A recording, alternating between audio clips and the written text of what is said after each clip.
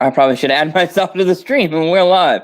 And we're going. So, it's good to have you here.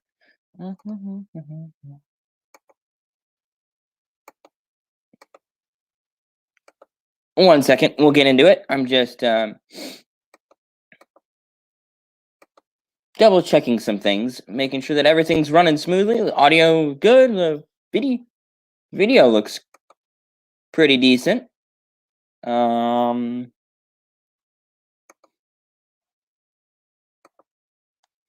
just want to make sure I'm actually broadcasting. So, we're going to talk a little sports, as one is wanting to do on a Friday morning. This is the first episode of Season 2 of the Unscripted. Good morning, Mr. Bradley. Good morning, sir. How are we doing this morning? Doing good, buddy. How are you? Not too bad, not too bad. Doing a little streaming on the Friday morning. Yeah, nothing wrong with that. Not a thing wrong with that. Ah, I almost totally hit the wrong button there. That would have been bad. So, we got breaking news this morning. What? Did you see that Cam re-signed? I did see that. I just saw that when I woke up this morning. Let me move my TV real quick. Okay. Yeah, I did. I did see that this morning. What do you think about that? I don't think, but I'll be honest with you, I don't think they're done picking up quarterbacks. I don't think he's going to be the only one. Yeah, I would agree with that. I think that they're going to get somebody in the draft. Yep, I do too. Yep. Oh, let me look real quick. They're drafting in what, 17 this year? Yeah, we're picking somewhere in there, right? Yeah. Just kind of weird because usually we're picking at the end of the draft, not so much. Right. So, you think they'll move that pick? 15. You think they'll trade up? You trade up or do you trade down? I mean, I saw mock drafts, and I saw them taking Kyle Pitts, the tight end out of Florida. Like, that would be a good weapon to have in New England. It would be good, but do you really everything else that you've got going on? You desperately need a quarterback and a tight end. Yeah, they do. You know, unless you're waiting on somebody, unless you're playing the long game and waiting on somebody for next year. Oh, we re-signed Justin Bethel, our cornerback. Yeah, I saw that. Yep. I saw that. And he was special teamer. Yep. And I'm not sure exactly what he did on special teams.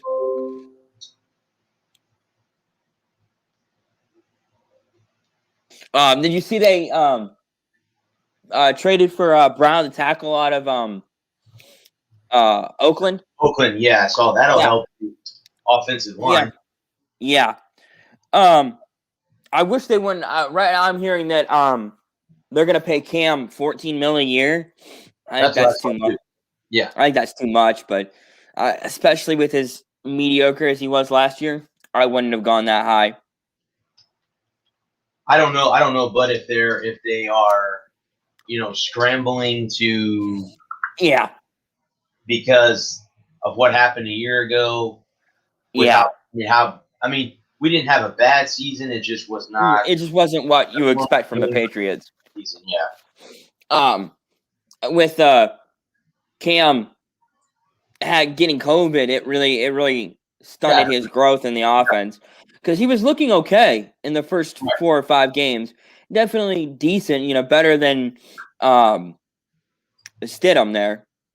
Well, the funny thing was, Bud, is I went to watch the Bucs play the Saints in Week 1 at a watch party, and I was there, and the Patriot game was on at 1. The Bucs game was on at 4. So I'm like, okay. So I went and I was kind of cheering under my breath for the Patriots because they're full of Tampa Bay fans, and living here, and I'm a Red Sox fan, and you know that. Yeah. When the Red Sox are playing well, Rays fans will call you every name in the book. Right. It's just the natural born rivalry of being in the AL East. They hate us. And I'm not gonna say we hate them because but it's not. It's much like Michigan State and Michigan versus Ohio State. Like Michigan State hates us more than anybody in the world, and we're like, go away, little brother, sit down and be quiet. And I'm sure that's how Red Sox fans feel about Rays fans. Sit down, little brother. Well, I mean, like I said, I haven't been to games in a while because it is an issue. But when I've gone in the past and I'm wearing Red Sox gear at Tropicana Field, right? People have tried to fight with me. Yeah, we've talked about that before. It's like Jesus. It's a baseball game. I know, right? I've been to a baseball game, a Tigers game, and there was Indians fans there cheering on the Indians. Yeah, was it annoying? Did I hate when they got up and cheered? Yeah, I don't want to fight them. I don't like jail. This face would not do good in jail. To me, I got a face too pretty for jail. To me, what happened to me is one of the games I went to last year, a Lightning game. We were playing the New York Islanders. Oh, I don't know if I told you that story, right? Guy wanted to fight me. I believe so, yeah. Okay, yeah. I'm like, dude, I'm not going to jail because you're an idiot from, yeah, no. There's no reason to fight at a sporting event. There's no reason to fight anywhere. Yeah. No. I don't know. But yeah, no, I was. Well, alcohol has a lot to do with it too. Yeah, alcohol was a contributing factor. People, drink too much, and they have, I got to find someone to fight. Yeah, testosterone. Like I said, the guy's girlfriend was like, "Oh, you're not fighting him." I'm like, "Yeah, you're not fighting me, because I didn't say a damn word to you." And you know what? Come to find out, later in that year, we played them in the playoffs and knocked them out of the playoffs. Right. I said, you know what? I said, I wish that I'd have saw him after that point. Then he wouldn't make me fight me. Yeah. Because your team's going home, dude. Bye-bye. Right, and of course, we all know y'all went on to win the cup. And yeah, that's what I'm saying. Yeah, I mean, I would have said something like, "Oh, so you want to talk your shit now?" Right? Yeah. Because my team's going to stay on the cup this year, buddy. So he's all big and bad. He's Billy Badass, Testosterone Johnson there. Exactly. And ready to fight the world. But he's one of those guys. The guys that talking smack across the room. But as soon as you bow up on him, if you flex, you put a little bit of a, you show some muscle, you put a little bit of flex on him. You're like, no, man. You give him one of these.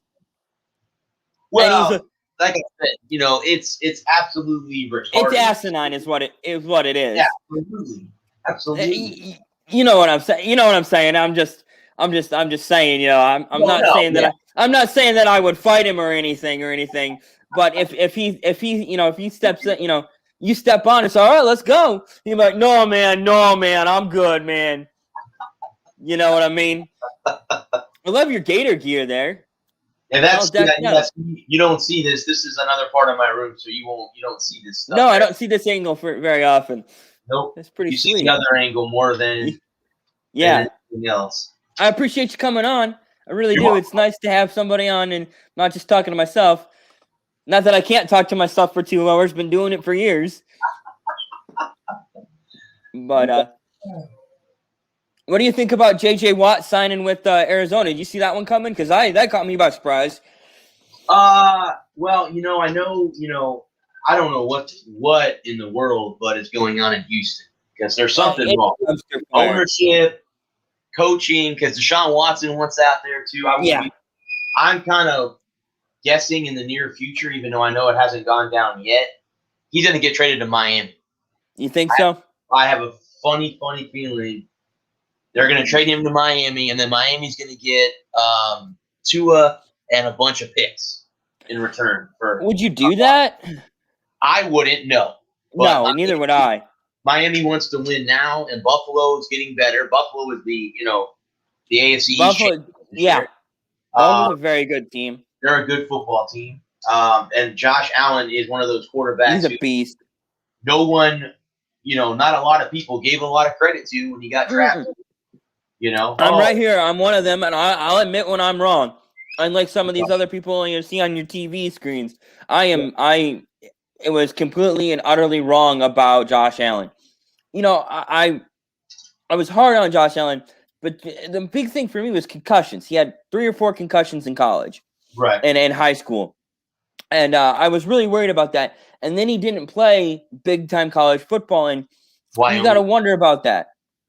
And because I've seen, of course, like Joe Flacco or Ben Roethlisberger, they didn't play big time college football, but when you look at guys like Brady Quinn, who played at the University of Notre Dame, and he stunk on ice. Jimmy Clausen, another Notre Dame product.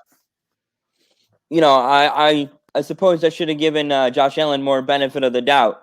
But I had my doubts about him. He's a big arm guy, and I worry about big arm guys because, I look at Brett Favre. Most interceptions in a career, and for a big arm guy, you get to a point where you rely too much on your arm, and instead of being tactical and methodical and strategic, you end up being all arm and no, all show and no go, because you get a guy in there who can sling it 40 yards in the air, and you have a game plan that's designed to sling it 40 yards in the air, and they drop into a Tampa 2 or a quarters, cover 4, and just take away everything, take the deep stuff away, and he's throwing into triple coverage, and it's getting picked off. Yeah. And Josh Allen is not that quarterback. But I've seen so many big arm guys go do that, where they think that they got to throw the ball 40 yards down the field every time they get the ball. Well, and the one thing about him is at least he's got who's his big wide receiver there in Buffalo? Diggs. Diggs is a great receiver. That helps a lot. Yeah, absolutely. Every weakness on that team is their defense. Buffalo's got a weak defense, but if you're they had a top 15 defense last year, if that's a weak defense. Well, you know who they remind me of, but a lot. They remind me of the Peyton Manning Indianapolis Colts. They score enough points, to win a game, and that's what the Bills do. They score enough points where their defense can be middle of the pack in the NFL, and that's it. Because that's the way the Colts were. They relied too much on Peyton. They scored 40 points. The Bills were, they scored a lot of points last year. They remind me a lot of the Peyton Manning era of Indianapolis Colts. Not to knock them or anything, because the Colts were a good team. They won a Super Bowl, for crying out loud. They beat Chicago. But they only won one against a very mediocre Chicago team. Correct. Yeah, you're right. 5th, 16th, middle of the pack. Yeah, to get back. They definitely. JJ Watt. But yeah, I mean, signing in Arizona, obviously, I think with Arizona here, with the way that the cap is working, and because we have COVID issues, and now, Patrick Mahomes got paid $400 million, $500 million with incentives. Yeah. The quarterback position is coming to be where you're going to have to break the bank to pay these guys. Yeah. Kyler Murray is going to be due his big contract, his big boy contract here next year. So Arizona is going to break the bank, dude, or somebody will. They'll go all in. So what do? Okay, we already got Hopkins. We got our quarterback. We got our wide receiver. I don't know who they have at running back. But then, now we got to get our defense built up. So we'll bring J.J. Watt in here, and we'll let him wreak havoc in our division. Yeah, hopefully. I don't hate the move. I don't either. I don't hate the move either. Not at all. If I could spell, it would help. There it is. Because Murray's still on his rookie deal. So he's still on. He's a good. He's a promising prospect. Yeah. I like Kyle Murray. I wasn't sold on him out at the outset. But he's shown improvement across the board in every category. Just looking at his year-to-year stats here, he's cut his sacks in half, His QBR's gone up. His rating's gone up. His yards per game's gone up. Everything over the course of his 2-year career so far. He hasn't missed a game.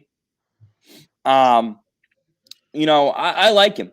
I do. I think he's a good quarterback. He's only in his second year, so they've got another 2 years, 3. I think it's 2 years with probably a third, 5th year option. Probably, yeah. Before they're gonna have to pay him. Well, but too, look at the division that they play in. Outside of LA, who now has Matthew Stafford as their quarterback.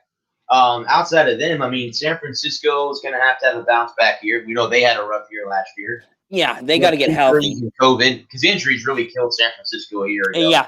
Yeah. Other than that, really, if you think about it, so you have Arizona. They could be favored to win the division this year. They could very well be. Who else? Seattle's in that division, and they're in disarray.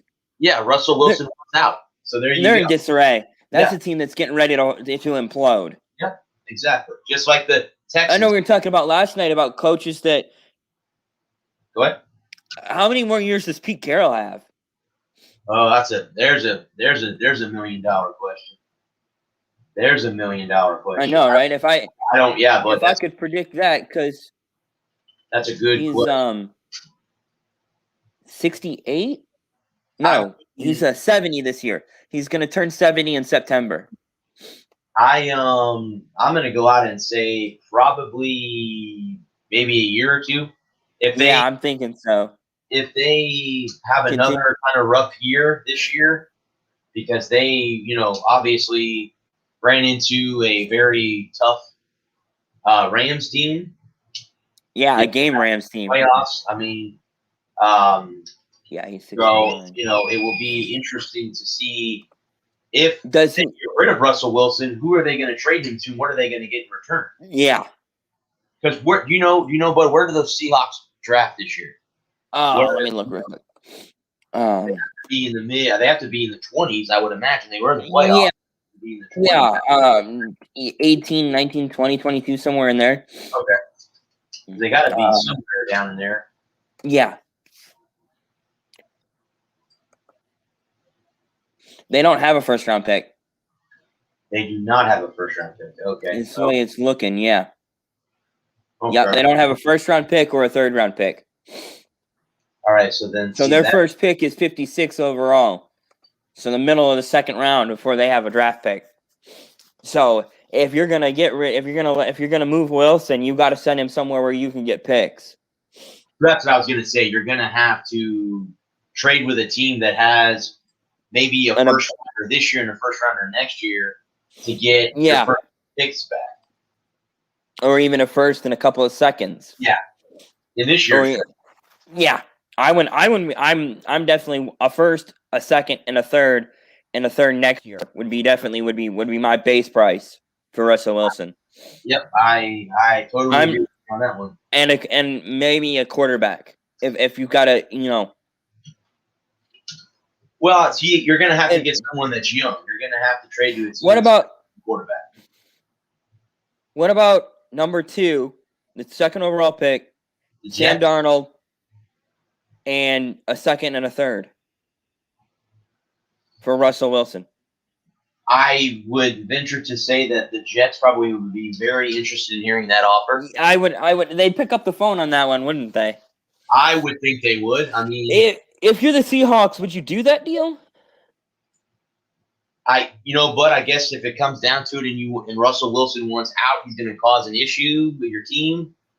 You kind of have to, don't you? Yeah, you're kind of, in a way, you're kind of stuck. Your hand is forced. Your hand is forced. You have to do it to get him out of there. So, I would say yes. If I'm Jets front office, okay, so we want Wilson, you want Wilson, and then we give them our second round pick or our first overall this year. So the number 2 overall pick would go to the Seahawks. Right. I can't see why that would be an issue. Yeah. I honestly can't see. Honestly, I would do number 2 and Wilson straight up. I'd definitely be. Do you think that Seattle would want more than just the two? Just the two? If maybe I could, in a future one, maybe let's say a future first. Yeah, future first. So you take this first round pick, maybe a 2022, 23 draft pick, somewhere in that neighborhood. Yeah, you might. I don't know. Honestly, if I could get the number 2 overall pick for Wilson, I would be very tempted to just pull the trigger on that and be done with it. I agree. Because you can't, you always want to try and sweeten the pot, but you don't want to push too much and have them say, never mind. Yeah. Especially if, like I said, especially if you're trying to move them out of town. Yeah. You got to say, okay, or, and I'm sure, then, too, when you're trading, how much of the contract is Seattle going to take? Yeah. Yeah. How much of the contract is Seattle going to have to eat? Right. You're going to have to figure out the incentives on that, because for them to do a straight up trade, the Jets and the Jaguars have the most cap space of any of the 2 teams in the NFL right now. Right. Obviously, that's why they're picking 1 and 2. But I mean, they have the most money to spend. Miami's got to be up there too. Miami's not far behind, and they got a lot of picks this year too. No. That's what it is. Yeah. Houston's pick belongs to them this year from the Larry Tunsil. The 4. Yep. So the Dolphins get to pick in the top 5 again this year, like they did a year ago when they drafted 2 at 5. So if you're are you taking that the kid that won the Heisman if he's still available if you're Miami? You're talking who won the Heisman this year? That's what I'm looking up. Devontae Smith. Oh, the wide receiver out of Alabama? Yeah. Reunite him with. Is he a running back? Is he a running back? Wide receiver. Wide receiver. Do you stay with? Okay, let's assume that the trade for Wilson doesn't go through. Let's say that doesn't happen, and you're gonna stay with Tua. Do you go ahead and take if he's available at 4? Do you take Smith? I read an article, bud, and I'll probably be talking more about this tonight. Tua wants somebody from Alabama to be their pick. Because he's more used to Saban's system and stuff like that. So I wouldn't be surprised, to be honest with you, if they do roll that, if he's available at 4. Because obviously we know who's going to be number 1 overall. We all know they're going to take Trevor Lawrence. I highly doubt that would not happen. But, you never know. Draft big breaking news. Yeah. What? Tom Brady has signed with the Bucs. Yeah. Through 2022. They were talking about working on an extension because now the Bucs they had 3 big free agents they had to re-sign. They tagged Chris Godwin. They re-signed Devontae David, their linebacker, who's been with the team since they drafted him. Now the only guy they have left is Shaq Barrett, who, if you guys don't know who Shaq Barrett is, go back and watch the Super Bowl and the championship game. You'll know exactly who Shaq Barrett is. I've heard that they're going to let him go test free agency. Well, that's the thing, but they're trying to free up money for him because he's looking for somewhere in the neighborhood of 18 to 20 million per year. Do it. Right now, the Bucs just don't have that kind of cap space. But what they did with Levante David is they restructured his deal to get less money this year, and then when the cap goes up next year, he gets more incentives next year than he did this year. Okay, cool. So in a way, if they can redo a contract like that, but here's the problem. Who is Shaq Barrett's agent? Drew Rosenhaus. Good luck trying to negotiate with him. Because that guy's a son of a bitch. I don't like him. Him and I forget who's the one that's the big Drew Rosenhaus, the one in baseball. He's a pain in the ass too to deal with. Every day, all day. So see what they do is what they do. It's their client, so they're going to get as much money as they can for their client. That's what they're going to do. That's what they get paid to do. So they're going to go ahead and do what they need to do to get that. So I would not be surprised. I mean, there are different options if the Bucs don't bring Shaquille Barrett back. You could go get Bud Dupree, but he tore his ACL last year. You can go get Ngogwe, who was in Jacksonville. You could bring him in. You can do something like that. You've so got there are options, but and the draft too. And the draft. Because here's what you want to do is, the funny thing is, you want to bring a guy in who is used to the system that Todd Bowles runs. I mean, right, ideally. Shaq Barrett he was number 2 in the league this year in pass rushers behind Aaron Donald. Why is that not a shocker that Donald would lead that category? Not at all. But, so that would be that way. So, again, the Bucs have options. Yes, they can go and draft a defensive end if they want to late in the draft. Yeah. I don't know.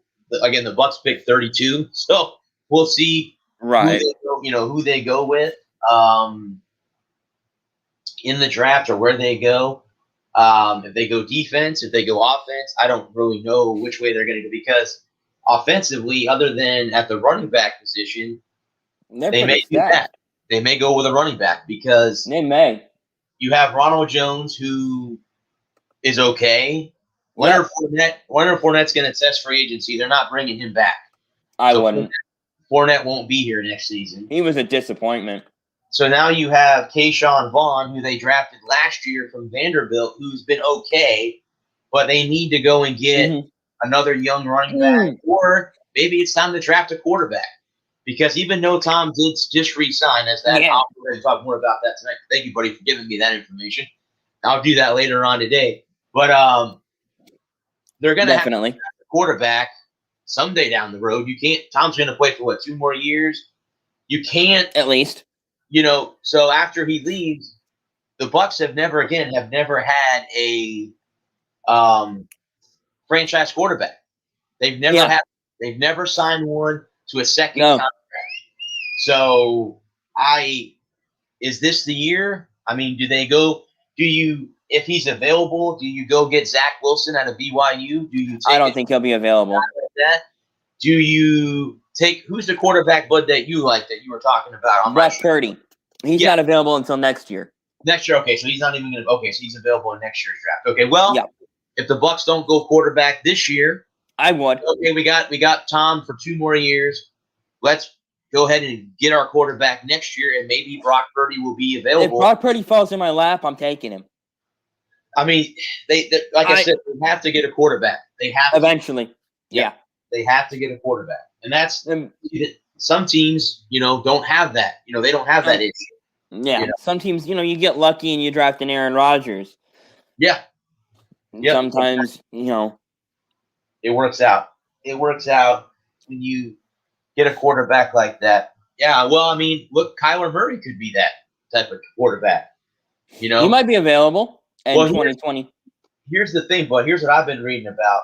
Now that Russell Wilson could be gone, there are people that are exercising the option that Colin Kaepernick will be signed in Seattle. What are your thoughts on that? If they pull that trigger,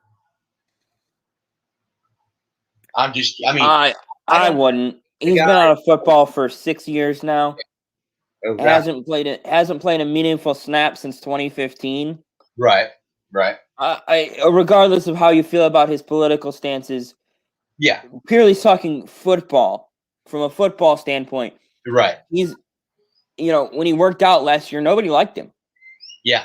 Nobody liked what they saw. Every GM in the NFL got a chance to look at that tape and went, yeah, I'm going to go get a coffee. No problem. No, the GMs. Oh, okay. Yeah. The GMs are, I'm going to go get a coffee.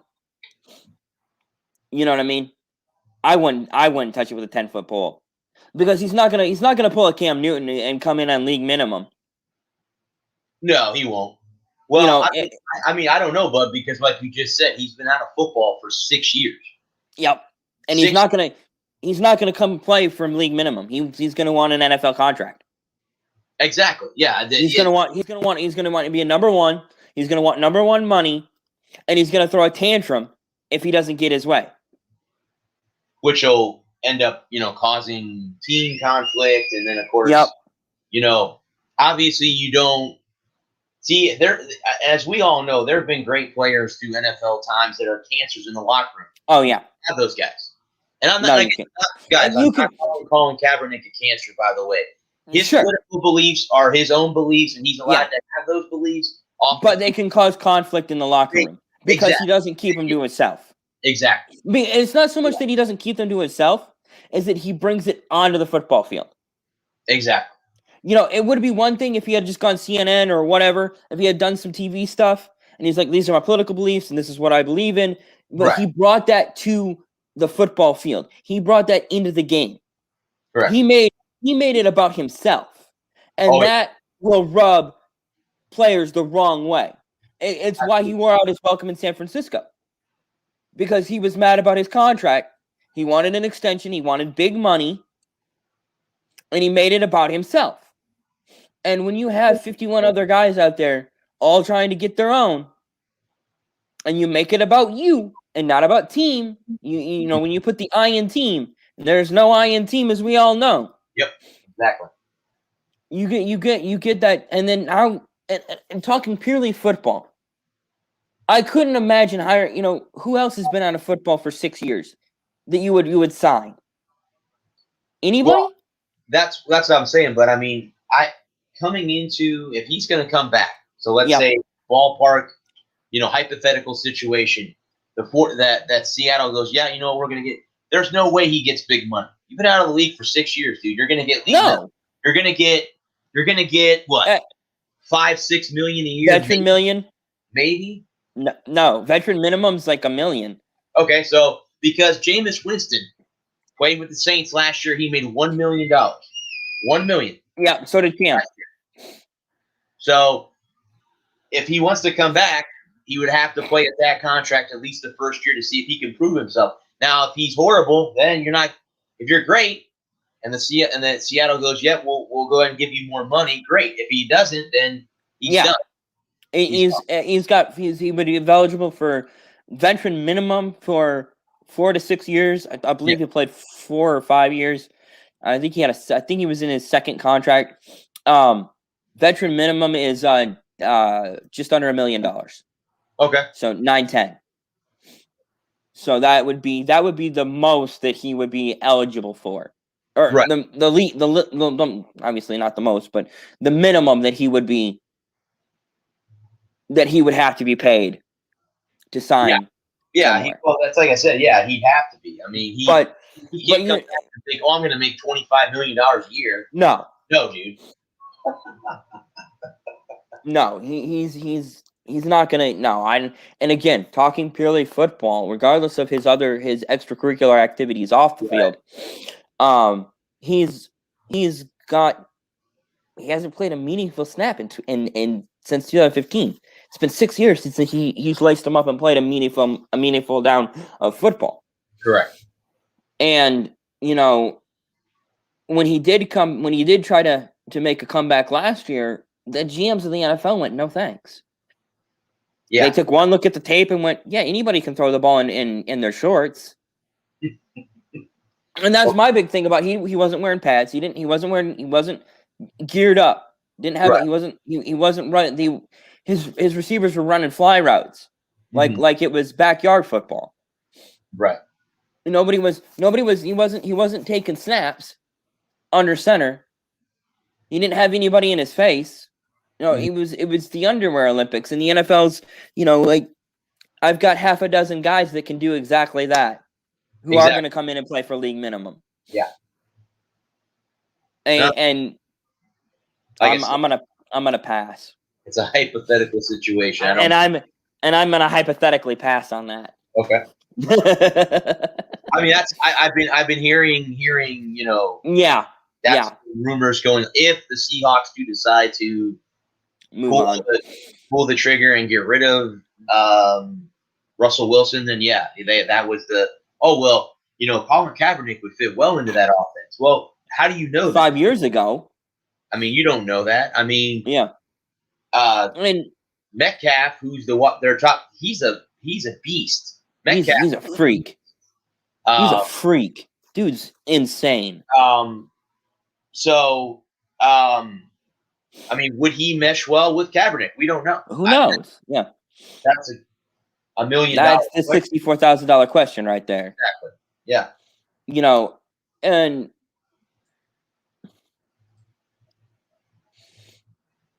I would just pass on that. I think that there's a lot of other guys that I would be more interested in who have been around, who aren't signed anywhere. Right. I would be much more interested in Alex Smith than. He's out right now. He's not playing. Yeah, he's a free agent right now. I would be much more willing to take a chance on Alex Smith for a league minimum than I would for Kaepernick as it sits right now. Now, of course, he could come in, work out this summer and wow me and blow me away and make an impression and be like, hey, yeah, I want to come back and play football, and I'm just going to play football, and, I'm going to leave that other stuff to the side, and we're going to go play some football. I'm like, all right, let's play some football. Right. But as it sits right now, I have a schmutz on my nose. I had schmutz on my screen. It's sitting right on my nose, driving me crazy. No, yeah, I don't, but I have to agree with you. I don't think I see him coming back anytime soon. If he does come back, he's going to be a backup quarterback to somebody. He won't be a starting quarterback. No, and he's not going to come back if he can't start. And as far as Alex Smith goes, you're going to find him on a team that has a young quarterback. Somebody that they're looking to. For the mentor to a young quarterback. If you look at it too, could you see him signing in? Go ahead. Could you see him signing in San Diego or LA, the Chargers? Behind Justin Hubert, possibly. Yeah. Are you talking? You're talking about the Chargers, right? Yeah, Smith. Okay. Yeah. Yep. You got. Could he sign in LA? Cincinnati? Well, we don't know. Again, we won't know how. Hopefully, Joe Burrow is ready to go for the season. Yeah, that's what I'm thinking. I'm thinking that yeah, that's a brutal injury, and you don't know if he's going to be able to go again. Right. And could you see them signing Smith to be a backup and potentially, if Burrows isn't ready to go, you got a solid veteran guy who can come in and win games and lead the team and keep the seat warm for Burrows when he's ready to go. Only but if they update their offensive line. Because that offensive line got a young kid hurt. Imagine a guy that's had, 13 surgeries on his leg? 17? Yeah. Yeah. Yeah, I don't know. Yeah. If I'm Alex Smith, I'm like, nah. Thanks, but no thanks. I don't want to be have another 17 surgeries on my other leg. Right. Yeah. But if they upgrade their offensive line in Cincinnati, yes, I could definitely see if the Bengals go out this year and they draft offensive linemen in the draft, or they get offensive linemen through free agency. I could see that being, somewhere like that. I could also see, Alex Smith possibly, in all reality, playing in Miami too, to back up too. Unless they bring back Fitzpatrick, I don't know. Unless they bring back Fitzmagic, I don't know. Could you work in Miami? Could you see him in New Orleans if Breeze does decide to hang him up? Well, see, that's going to be the big question. But if Breeze does hang it up, and let's say the Saints re-sign Winston, now who do you start, Winston, or do you sign Taysom Hill? Because Hill already signed Hill. Hill's under contract. Hill's under contract. So do you let Winston walk and sign Smith? Would you rather have Jameson? No, only because Winston can still move. He's still a little mobile. I mean, he's not the greatest. He's not, Patrick Mahomes or anything. But but he's also good for 3 turnovers every game.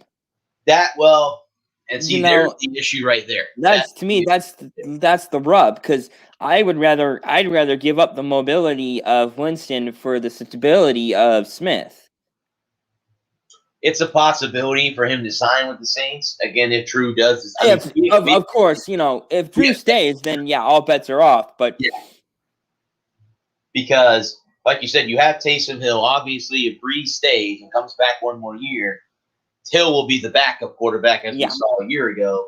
They may bring Winston back as a third string. I don't know, though. I see Jameis going somewhere where he can be a backup and potentially start.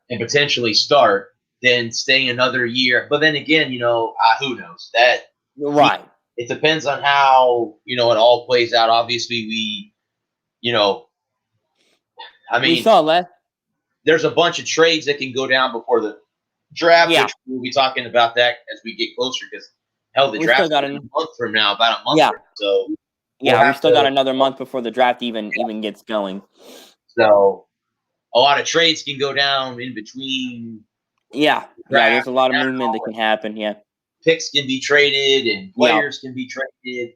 And I think the new calendar football year starts next week, next Tuesday or Wednesday. I think is when the new calendar year, the new NFL season starts. So we'll have to wait and see. I mean, everyone has to be under the cap by that date. So right. I know the Saints have just unloaded people. Emmanuel Sanders got cut.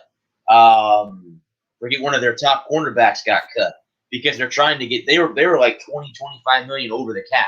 So they have to get underneath the cap before the new season starts.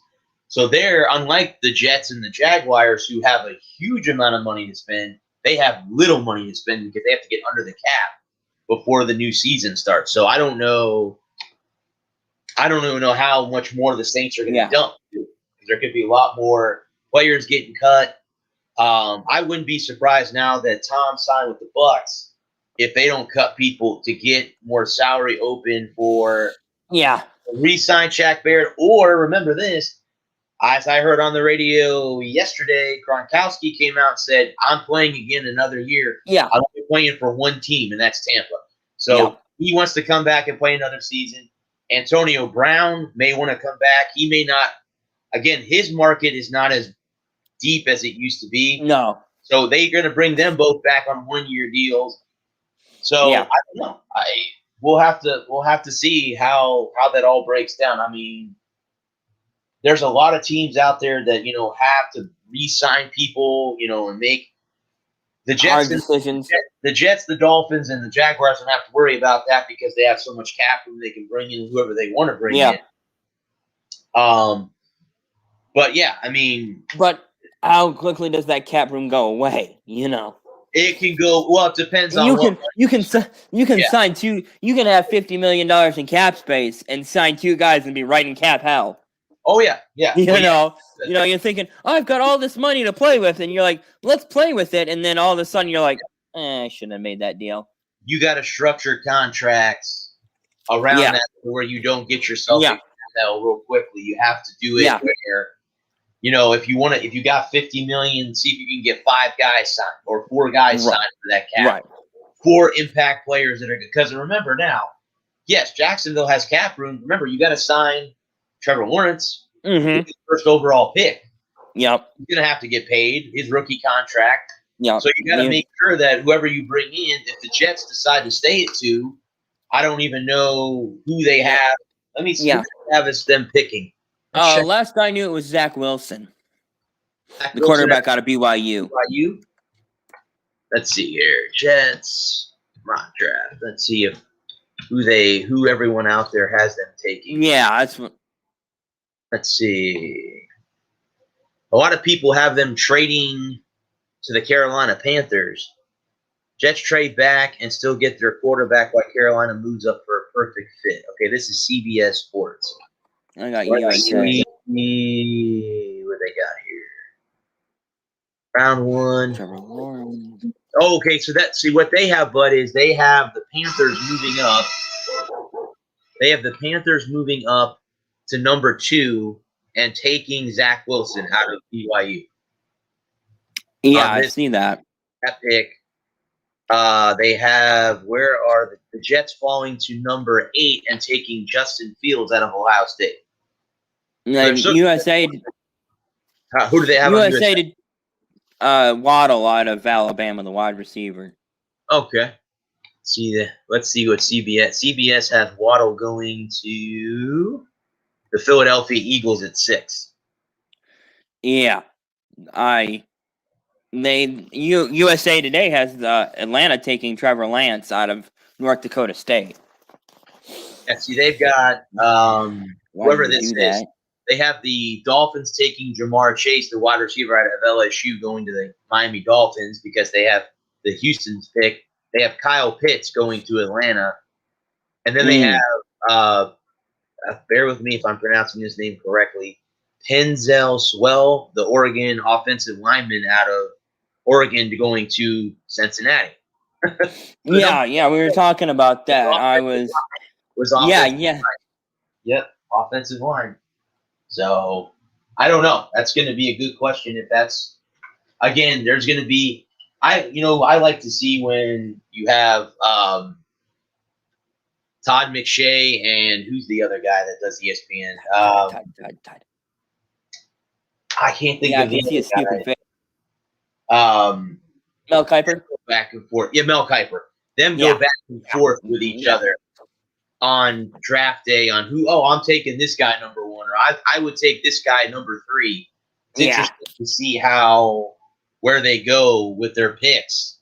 And stuff like that, So we'll see again as we get more later into this month. We'll find out because there's no combines. We're not going to see a combine this year because no combines, just pro days.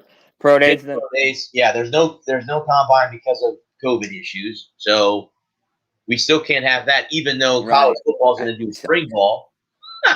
College football is doing spring ball, but we're not going to have a combine. So, it's going to end up on pro day. So if there's any guys out there that are in question, you're going to have to do very, very well at your pro day to have any shot at moving up in the draft or anything like that. So I'm interested to see, obviously if you look, Philadelphia needs wide receivers because obviously that's where they slacked last year. They have a new quarterback.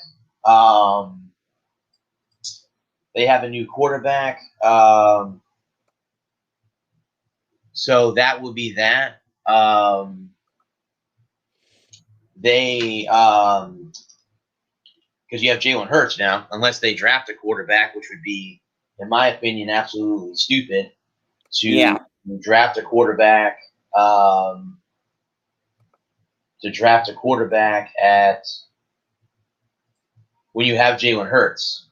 That's I think dumb on their point, but you never know.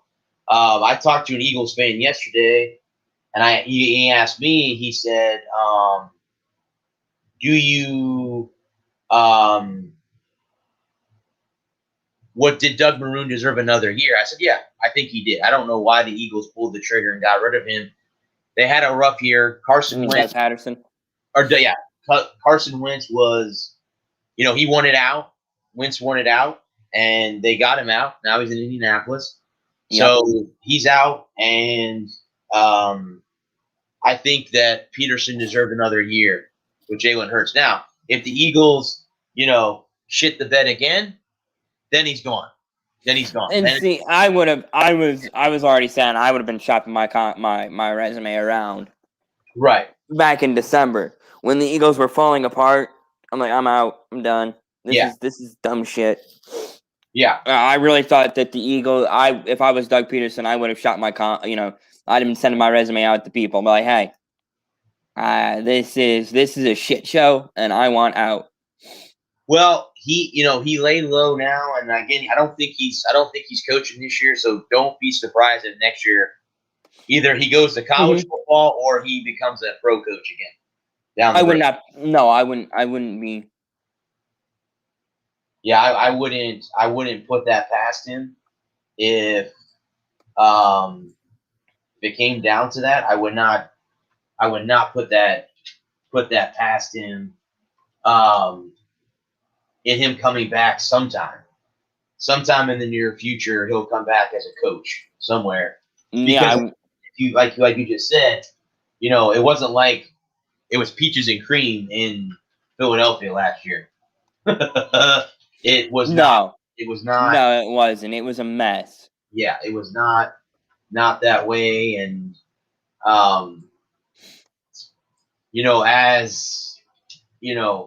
I'm sure the fans were upset because, as they always are, Philadelphia has very, very passionate and hardcore fans, no matter what sport it is. Yeah, definitely. Football, hockey, baseball, they're just very passionate people. And yes, we all know they have done very obscene things to certain people and certain things. And that's a different story altogether. That's because they're a passionate bunch. They are, they're a passionate bunch. So there's nothing to do about that. But on the flip side of it, it's going to be interesting this year because now it's Jalen Hurts' show. They drafted this kid last year. Was it first round or second round they took Jalen Hurts? Some. I like that. I don't remember. Jalen Hurts. Jalen Hurts. Yep. I forget if they drafted him last year in the first round or was it a round 2 pick? That's what I'm round 2, 53 overall. Round 2. Okay, so they took him round 2. Yeah. So now he is So now it's his show now. It's the guy. He's the guy. He's number 1. Yep. Who's the head coach in Philly now? Speaking of that, but I got to see your coach for the Lions on Pat McAfee show. Boy, he's gonna be a good one. I think he's gonna be a good one. I don't know. I'm afraid that he's all bluster. Okay. Yeah. I don't know. I mean, he says all the right things. He's made that new GM has made some pretty good deals. I'm happy with that. I was really happy with the Matthew Stafford deal. Jared Goff would not be my first pick as a quarterback. If I had pick of the litter, it would not be, taking with Patrick Mahomes being off the board. If Patrick, you can have any of the other 31 quarterbacks, because obviously Patrick Mahomes would be your first guy. Of the other 31 quarterbacks, Jared Goff was probably about 15th. Not to say that Jared Goff is a bad quarterback. He just is what he is. He's an average quarterback. He's going to win more games than he loses, throw a couple more touchdowns than interceptions, throw for about 35 to 4,000 yards, and with a good running game and a great defense, he can win you a Super Bowl. Right. But if he's not going to get, not going to be down by 16 with 3 minutes to go in the third quarter, and he's not going to will the team back to win. Exactly. And that's gonna be the thing about Jared Goff. He doesn't have that ability to get in everyone's face and rally the troops and go out and win a football game. Matthew Stafford could do that. Right. And I watched him do it they were down 34-0 against Chicago. And that may have been before Stafford got there, but regardless. I've seen Matthew Stafford throw the team on his back and literally carry them to the finish line. Yeah. Matthew Stafford unfortunately never had a running game. That was the biggest problem Matthew Stafford always faced. He had a shitty defense who couldn't stop. They couldn't stop a leaky faucet with a factory full of cement. Mm-hmm. And it's so hard to be a quarterback when you're always down by 10. When you're 6 minutes into the game and it's 10-0. Yeah. And you're 8 minutes in the game and it's 17-3. And it's 17-3 for 3 quarters. Right. And that was the biggest problem with when Barry was there.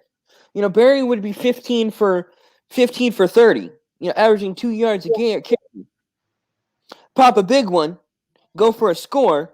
Right. And he'd have 17 carries for 103 and a touchdown, but it was 24-10 now with 8 minutes to go in the fourth quarter.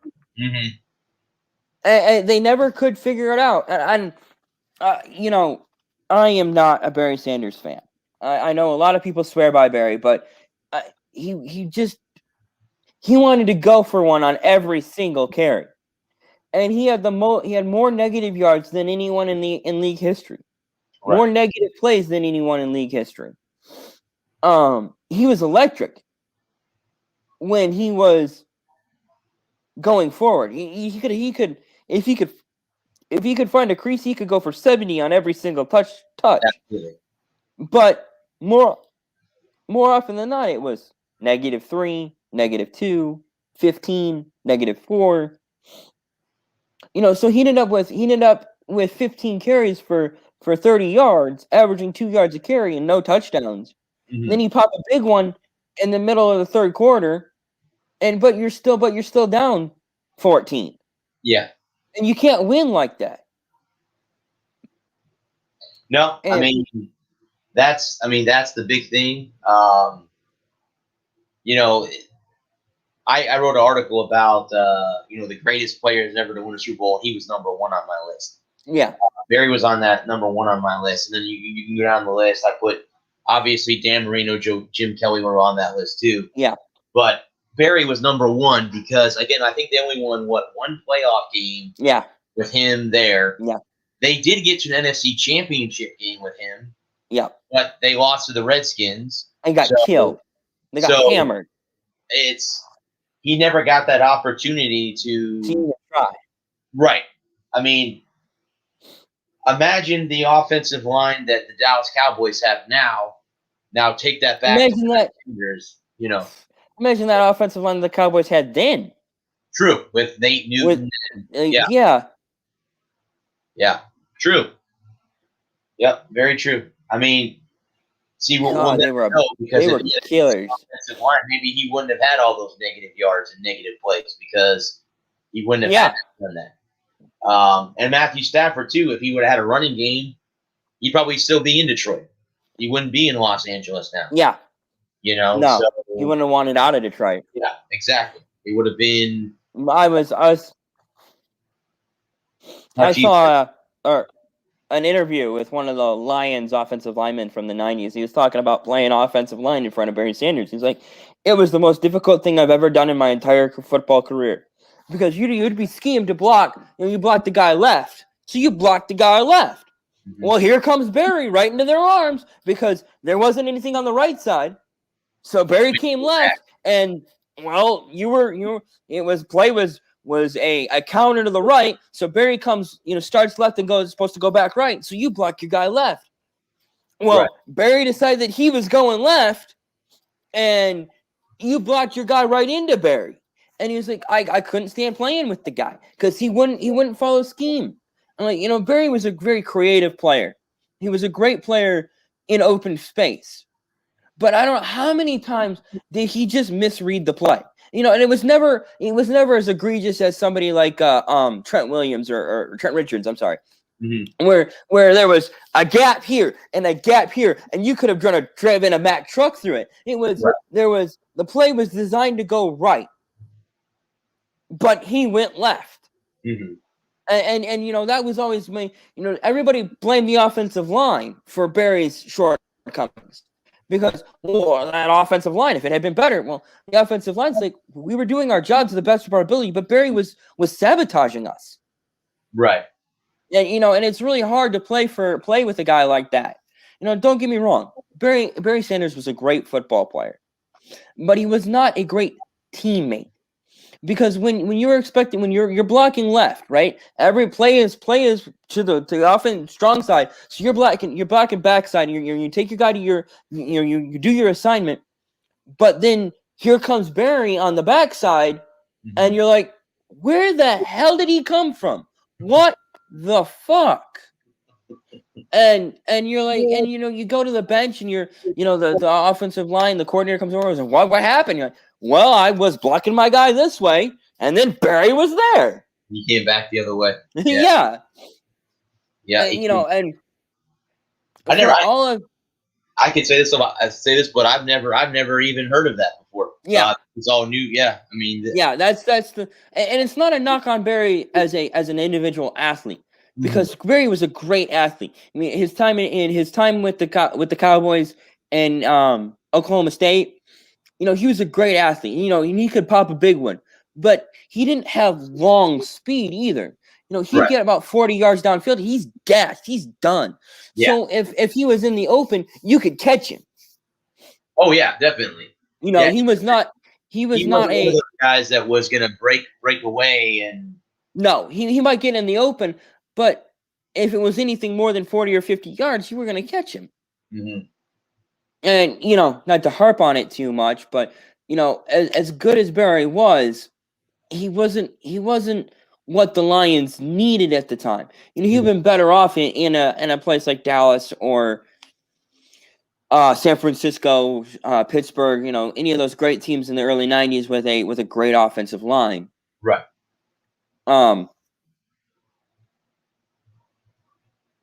We talked a lot of football in this first hour.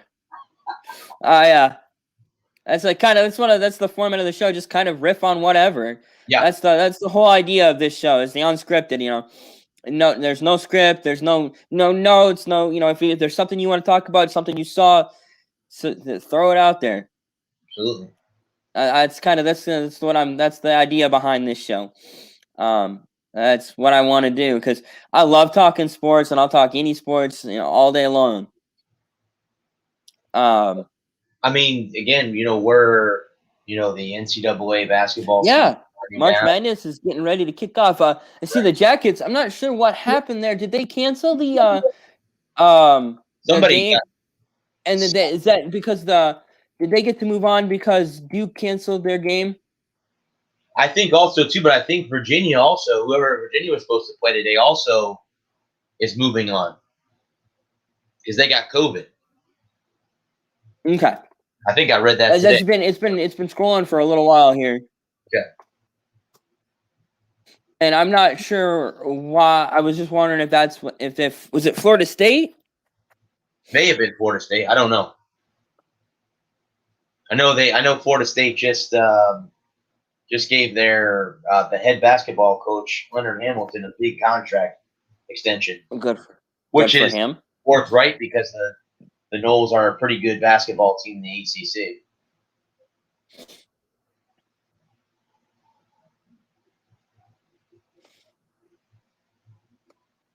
Yeah, they've been surprisingly good for as bad as their football team's been.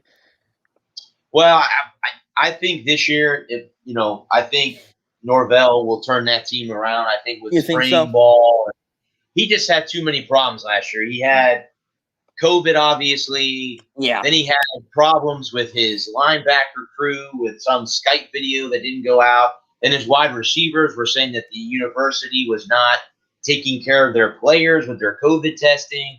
He just had a boatload of before the season off the field stuff that got into his head before the season had started. Now, are they going to be as good as Miami? Probably not. Are they going to be good as Florida? Probably not. But you got to give him another year or two before you could say, yep, it was a bust. Okay. He did so well at Memphis. Now, again, I'm not comparing Memphis to FSU. Memphis plays in the AAC, not in the ACC. ACC is one of the Power 5 conferences. Right. It's a lot harder to win in the ACC, especially with teams like Clemson, who have been the dominating factor for the past almost decade. I think they're going to fall off. Sooner or later, they have to. Every university does. I think this is their that looking at Trevor Lawrence moving on and looking how they played without Trevor Lawrence against Notre Dame, and then how they played against Notre Dame with Trevor Lawrence. Right. I think they're fixing to fall off and fall off hard. Well, also too, but they lost Travis Etienne. Their running. He's going to be big. And player. They got one of their best corners is transferring. Yeah. So yeah, they've got some. They got some holes to fill.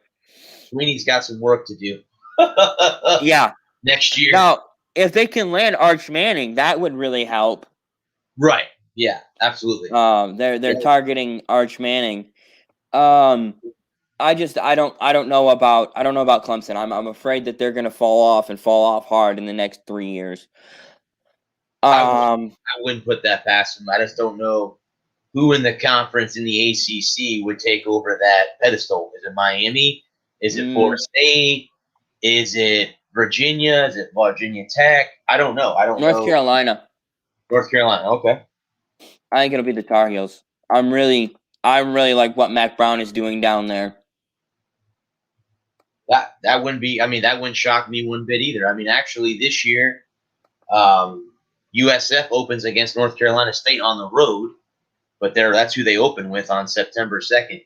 Geez, that'll be here before you know it. Yeah. How fast can't wait. Goes by. We'll be talking college football again on a Saturday. Yeah, that's kind of get up on Saturdays and watch College Game Day. I always look forward to that every Saturday. Yeah, that's kind of what I want to turn definitely want to turn that in as fall as the college football season gets going. That's definitely what I want to do with this show on Saturday mornings is talk college football for 2 hours and go over it and make some predictions. And you can preview all the games or everything in every conference. Oh yeah, definitely. I'm looking forward to a more regular season. Yeah, I'm hoping that they play out of conference games this year. Yeah. They don't cut that. I mean, yes, was it great to see college football? Yes, it was. Yeah. Because it was just in conference, fine. But it's great to see out of conference games too. Like we were talking about last night on my show, USF is counting on the Florida Gator game to fill Raymond James Stadium. Absolutely. So when you play North Carolina State, and I think they play BYU later on in the season or one of those teams, they can't lose those games because that's revenue that they're not going to be able to make up. So we'll see how that all breaks. And again, USF is scheduled Florida, Texas, Alabama. They've got some big schools coming up in the next few years. Now, will they win against those teams? I don't know. We'll have to wait and see wherever we get to that point. I don't see them beating Alabama, but that's a different story altogether. But, I mean, it would be huge if they pull off an upset against the Gators. If they pull an upset, because you never know what might happen on any given Saturday. Any team can win. The Gators come in there thinking, "Oh, okay, well, we'll have an easy game," and USF could pull a fast one on them. And pull a fast one on them. Yeah, definitely. So, buckle your chin straps up, man. That's why, I was talking on my Tuesday show, we were talking about, college basketball and why they play the games. Yes, we could sit here and talk about on paper, this team is going to kill this team. Yeah, well, doesn't always happen like that. There are teams that'll go, oh, so you think you're going to beat us, huh? Okay. And you get that cocky, and then when we get into the game, we beat you. Now who's cocky? Yeah. So it can happen. It's happened many times. We were talking about the Miracle on Ice game last night. No one picked the United States to beat the Soviet Union. No one picked the States to even be in the finals. In the medal round, yeah. Because they had lost to the Soviet Union a week before, 10 at Madison Square Garden. They were embarrassed. The Soviet Union embarrassed them at Madison Square Garden. Yep. So why in the world would you pick them to beat the Soviet Union when it meant medals were on the line? Yeah.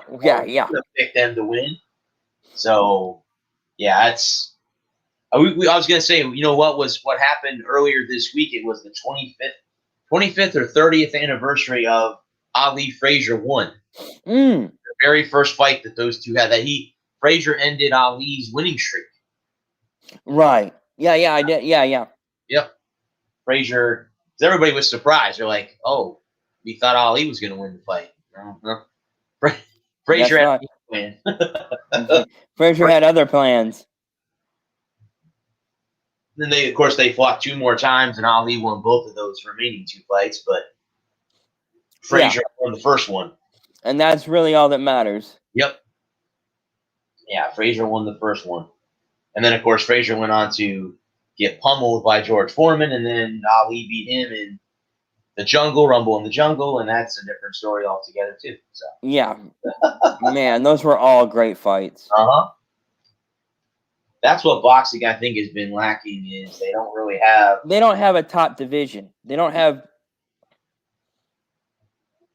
great fighters in the top in the heavyweight division that are just going to stand there and slug. Yeah, and that's what they really need. Is that they need punchers in the top division. Well, you don't think, Bud, that like Fury or they don't. But the Fury doesn't carry the box in the way that Ali did. Fury and Wilder and Joshua, they're not household names. They're not. Nobody's out there repping Fury gear, right? The way people talk about Ali 50 years later, nobody's going to talk about Fury that way. People who casually will bring up Ali Frazier. No one's going to casually bring up a Fury Wilder 2. Just in an off the cuff, hey, we're sitting around the bar drinking beers and talking sports. Right. You remember that time, 25 years from now, when it's the 25th anniversary of Wilder Fury 2, and nobody's going to care. Nobody's going to care about that. No. And the way that 50 years from now, people will still care about Ali Frazier 1. Yeah, well, yeah, because it was a generation-defining fight. Exactly. Well, then you had two generational boxers too. Yeah, absolutely. I'm not knocking on Tyson Fury and Deontay Wilder. What I'm saying is you have no, it's not a knock on them. It's just the fact that they don't have that progeny that Ali Frazier had. Right. They don't have they're not in the zeitgeist the way that Ali Frazier were. Correct.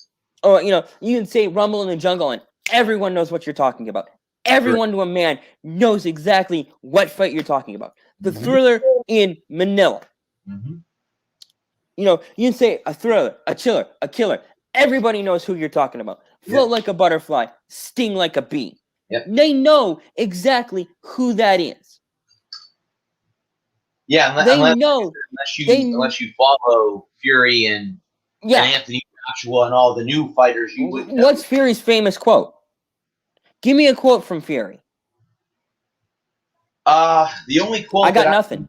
I can remember, Bud, from the press conference he had in this last fight with Wilder.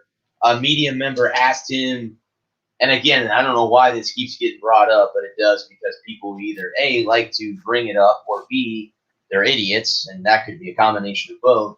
But they asked him, they said, oh, so this is a white versus a black fighter. And Fury goes, no, this is Tyson Fury versus Deontay Wilder. There's no color here. We're boxers. We're heavyweight boxers. We're fighting for a championship. Doesn't matter what color my skin is. Doesn't matter what color his skin is. Yeah. We're fighting because we're boxers, not because he's black and I'm white. So. But the media people have to do that, but because they're looking for the story. Yeah, somebody's got a deadline. Yep, exactly. They're looking for a story. But that's not the same kind of je ne sais quoi. I like Tyson Fury. He's a great boxer. Dude's fun to watch. But he's a boxer's boxer. He's not gonna stand in the middle of the ring and swing with you. He's gonna box you. He's gonna work the outside. You can come in and go out, and he's gonna set you up, and he's gonna throw combinations, and 1-2s and 2-1s, and 1, 2, 3, 4, 5. 5, 6. He's gonna break you down, and he's gonna beat you up, and then he's gonna and he's gonna figure it all out. Yeah, and he's really a boxer's boxer. Whereas Ali Frazier, they were just fighters, man. They were gonna stand in the ring and just swing. Yeah. 15 rounds of nose holes barred, knock you down, and they were trying to kill each other. And neither one of them would have been one bit saddened if they had killed the other. Oh no, yeah. I mean, they didn't. I don't think that they really liked each other outside of the ring. No, hell no, no. I know that. And again, this could be just from the movie that I saw, but we've all seen Ali with Will Smith. But in the movie, from what I've read, maybe I could be wrong. Maybe I've read this too, that Frazier helped Ali financially during when he was stripped of his title because, again, guys, his political belief, the Vietnam thing. He didn't want to go to Vietnam because that was his religious beliefs. He was Muslim. He didn't want to go over and kill innocent. As he said, why am I going to kill other innocent poor people? Yeah, never called me the N-word. Right. Yeah, so they, why would you do that? I don't need to go do that? And then everyone's, you're unpatriotic. You went to jail and yeah. I've been in jail. I've been in jail for 400 more years. You're gonna put me in there for 400 more? I'm fine with that. Do it. I'm not worried about it. Yeah. So, and then of course, then he would go out and talk, and then the people inside the Islamic religion were like, oh, okay, no, we're not doing this. You're not bringing negative media to us. Yeah. So. Yeah, we got enough problems as it is on our own.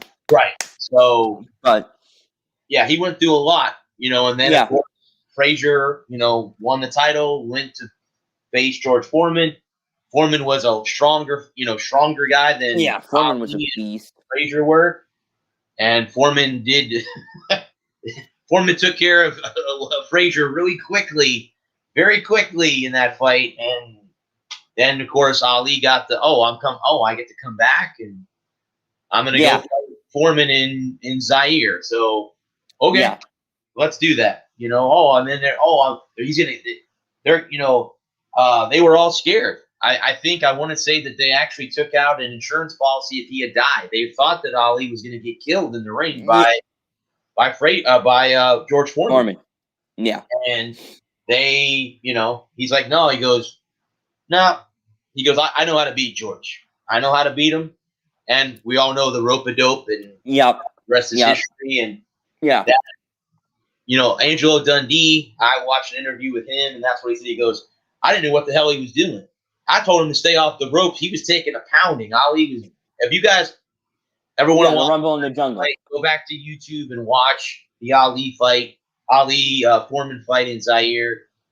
Ali got pounded for I think every round, but I think the first two, and then after he went to the whole, against the ropes, putting his hands up, he was taking body shots, and of course, what happened? Foreman got tired, and Ali came out of the corner and couple good shots to the face, and next thing you know, Foreman's on the canvas and he can't get up. So, and then Foreman said, "I made a mistake." Later on in his career, he said, "I made a mistake. I took him too lightly. I should not have done that. I should have kept with I should have kept pounding on him, but I should have backed away and let him come out and not used all my energy up." And then, of course, we all know Foreman beat Michael Mora. I don't know what year he beat him for the title. I think it was in the early 90s or late 90s. I don't remember when it was. But he beat Michael Mora for the title. And he said, I got the confidence back that I lost with the fight with Ali. I lost everything in that fight. Well, now he's a billionaire with his George Foreman grills, obviously. But still, he's, and boxing-wise, he went away for a long time. He became a pastor. I think he's still a pastor today. I think Foreman is still a pastor.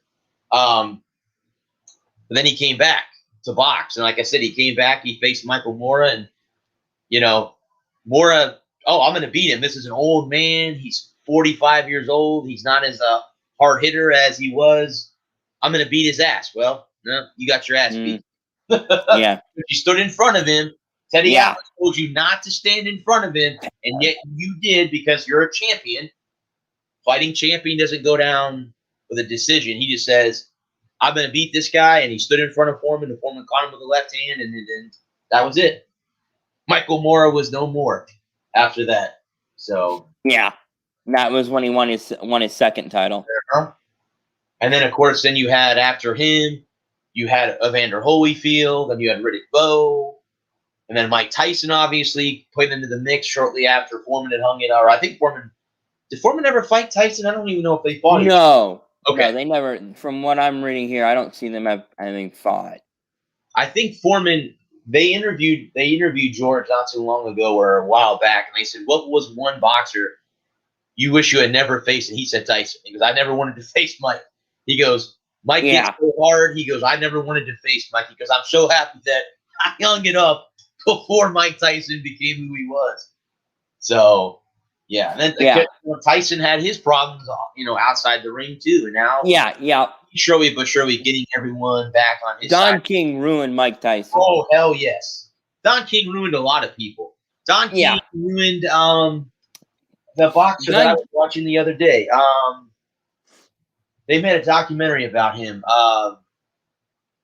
Macho Time. What the hell is his name? That boxer. Jesus, I'll have to look it up. Hang on a second. Let me look that up. There was a boxer, small guy. Macho Camacho. Camacho. Don King ruined his career too. Don King ruined it. He ruined his career too. So, and then of course unfortunately Camacho was killed in a drive-by in Mexico or Puerto Rico. I don't remember what country he was in when it happened, but he was killed in a drive-by shooting. He wasn't even involved in it. He was just in a guy's car, and they drove by and killed both of them. So I don't know. That was 2012 when he died. Yep. He was like, I think he was 50 when he passed Yeah. away. Camacho was 50 when he passed away. But he was a good fighter. He was very how do I say this? Elaborate? No, what's the word I'm looking for? Flamboyant? There you go. Flamboyant. Very flamboyant guy. Wore different costumes in the ring. You know, moved around, danced around, didn't stay in one place. Yeah.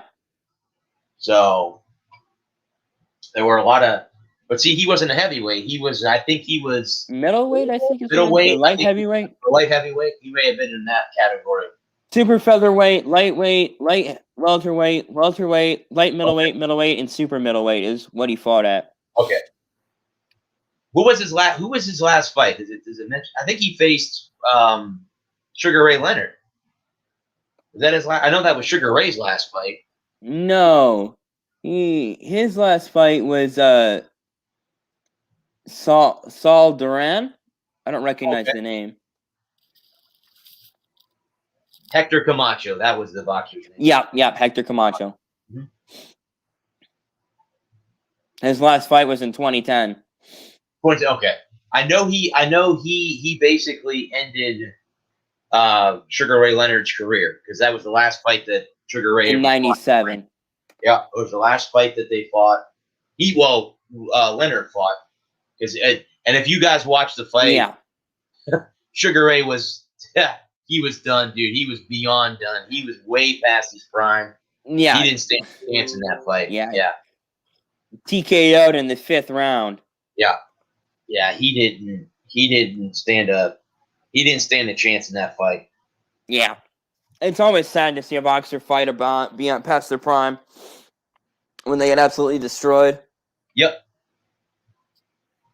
It's tough to see anybody stay past their prime and just get Well, it's good to see athletes that know that it's over. Like when it's time to go, it is time to go. Yeah. And then there are others that I'm not giving this up. No, you're gonna have to drag me off. Yeah, either I'm gonna be dragged off or you're gonna kill me. One of the two. Either I'm gonna die what I'm doing, or you're gonna drag me away. Yep. You'll have to tell me, you're gonna have to drag me off because I'm not quitting. Yeah. It's funny that, there are so many guys that stay past their prime. Oh, yeah. And it's like you don't want to see them retire, but it's like sometimes it's like, God, you're just taking up a roster spot at this point. Yep. Which, if, now with them infiltrating the DH in both leagues, it's going to hang on to guys like that. You're going to hopefully. I hang on to roster spots like that you should be giving to a young kid who has been busting his ass in the minors to get up to the major league level, but because they got to hold a position. So is that any different than, if you're putting the DH in both leagues, which you should, you're not really you're taking a bat, you're taking the bat out of a pitcher's hand. You're not really taking anybody's job away. Because unless you're talking about maybe I could see what you're saying because somebody who's who's gonna, but then again you get another instead of having a guy in the minors stuck in the minors because he doesn't have. Let's look at the NL real quick. So you're taking the bat out of the pitcher's hand, right? You're creating a whole new position for a batter. So you take a guy out of right field, a guy that's been in his mid-30s, doesn't have as great of a wheels. He can't play first base anymore, so he plays right field a lot of the time. Well, you take him off the field, so that means that opens up the that right fielder spot for somebody who would otherwise not have a spot, regardless. Because you think about it that way, right? So now you have the pitcher's not batting, so you don't have a pitcher wasting an at bat, right? And then you don't have to have a guy play right field because he's not good enough to play first base, but he's still got a great bat. So that opens up right field for somebody, which ends up so then you have that guy come out of right field, who's now taking the pitcher's batting spot, and then you have somebody go in playing right field who otherwise might not have had a roster spot because the guy that was playing first base with a good bat still has to have the ability to bat. Correct. That's a good point. It's a good point. So you're creating a you're creating opportunities where there otherwise might not necessarily be opportunities. Right. And same thing for the AL. Instead of having to have a guy play right field so that you can keep his bat, you get to play somebody in right field or in any field.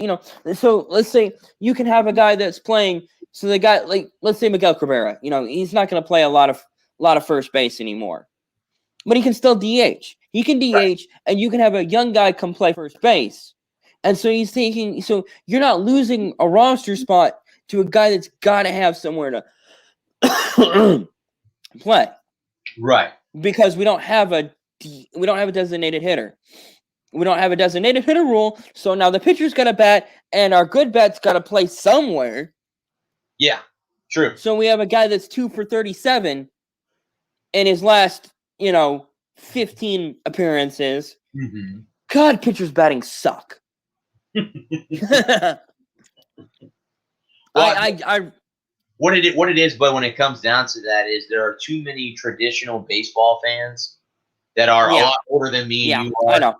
And they don't want that. Combined. Yeah, they don't. They don't want that. They want that to go away. If they had their way, they'd get rid of the DH in the American League. Oh yeah, definitely. Because I know a lot of people that are National League fans are like, "Oh, this crap with this DH crap is bullshit. You should all be the pitcher should have to hit everywhere." I'm like, well, it's not the way the rules are laid out there, buddy. That's why the American League is different. Speaking of the way the rules are laid out, something that we didn't get to because we were talking about other things last night. But did you see that UFC fight? The one where let me look it up real quick. The dude lost on a DQ. I didn't hear about that. You're gonna have to fill me in on that one. Yeah, I'll fill you in on that one in just a second. Let me find it here. Was this past weekend? Last weekend. Okay. So this was the Nunez fight, and I forget who the headliner, who the main event was. It was Aljamain Sterling. He won the fight over Peter Yan. What happened was Yan was winning the fight, right? And it was the fourth round, and Sterling was on his knees when Yan hit him with an illegal knee. He was kneeling. I don't know if you know how boxing works, or not boxing, UFC. It was when your opponent is on their knees on the ground, you're not allowed to strike them in the head. Correct. So, and then for everybody out in the audience that may or might not know the rules of boxing, you can't strike a downed opponent. So when they're on their knees, you can't do a headshot to their. You can't. I'm not sure if you can do strikes like fist strikes, but you can't do elbows or knees. I think you can still punch, but you can't do elbows or knee strikes. Consider them defenseless at that point when you're. I believe so. Yeah, because they're in a vulnerable position. So Sterling wins the belt, right? And see, this is what I wanted to ask you about. If you're in that position where you're losing the fight, right?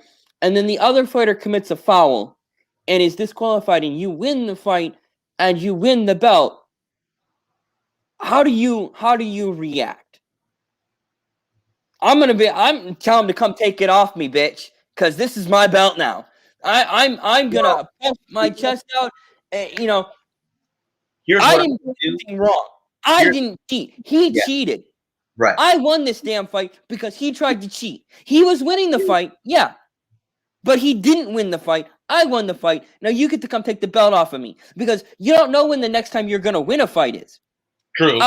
My next fight may be my last fight. You don't know. I don't know. I'm gonna ride this until I can't ride it no more. Yeah. what I would do in that case is, first of all, you're not taking it away from me, number one, because again, like you said, you did something illegal.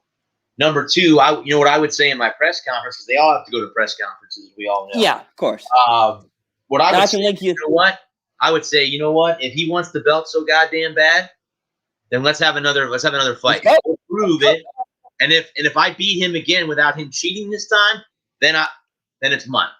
Plain and simple. You know, if you wanna, I'm gonna ride it. I'm gonna ride it because I don't give a damn. Right. I won this belt. This is my belt. Yep. If you want this belt, you know where to find me. Call my people, and we'll go again. Because you never know when you're ever, you don't know how many chances you're gonna get. When you get to the top of the mountain, you may only ever get there once. He might have another fight in 3 months, because we've talked about that before. Generally speaking, they like you to take 3 months off in between fights. Correct. And so we're looking at, so this was in March, so May, June, July. So you're looking at July before his next fight at the earliest. For the next 3 months, I'm the champion. And I don't give a bleepity bleep what any of you bleepers say. Yeah. And, I didn't do anything wrong. I didn't cheat. He cheated. He was the one that, it would be different if he had done something, if he had tried to get, if he had gotten away with an illegal blow, right. If he had, or some kind of other, loaded gloves or, Vaseline or some other, if it was the cheater that had won, that had gotten an illegal advantage, or, even just a missed call, a bad call by the official. Right. Maybe he didn't see the knee. Maybe he thought his knees were up, and instead of calling it an illegal, he didn't just call it. He didn't call it an unintentional foul. He called it it was ruled in the ring by the official, and then upheld by the Nevada. I believe it was in Nevada or California, Gaming Commission. Mm-hmm. It was upheld as an illegal blow. So this was not an unintentional foul. This was a purposeful, deliberate, illegal foul ruled on by both the UFC commission and the in-ring referee. Right. Which makes the foul illegal, right? Which makes it cheating. I agree. It was not like it was an accidental foul where he went for a punch and he caught him below the belt, or he went for an elbow, and he was falling. No, he was deliberate. He was down. It'd be one thing if, he was going down and they kind of crashed together and it was a head, there's a word for it and it's not coming to my mind now.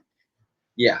I know what you're talking about. Head clash. It was an unintentional head clash, and he got it, and they got a disqualification. Then you could say, yeah, well, maybe you shouldn't be out there beating your chest and telling them to come take it off me. But when it comes to the way that this fight went down, and in my opinion, as unprofessional as it is, screw you guys.